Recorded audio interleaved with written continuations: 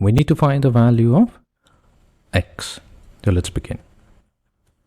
So here we have log of 81. So 81 is log of 9 squared divided by log of 9.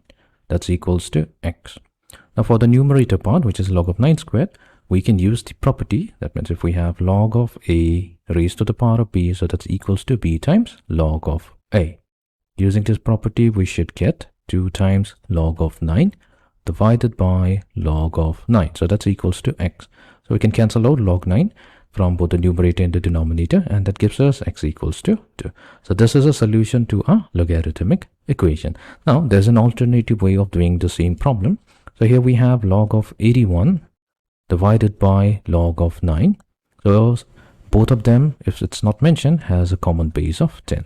So that means this can be equivalently also written as, by definition, we have log of 81 with a base of 9.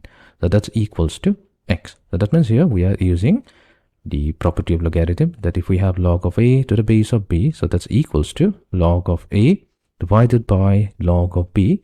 Now both of them has a base of 10. Right.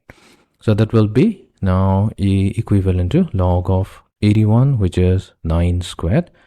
9 equals to x. So we can bring the 2 to the front using this property. That means we have 2 times log of 9 to the base of 9. So that's equals to x.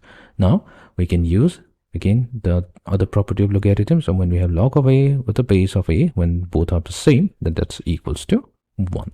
That means we have 2 times 1 equals to x, or you can say that the value of x is equals to 2. So in both the cases, we are getting the same result.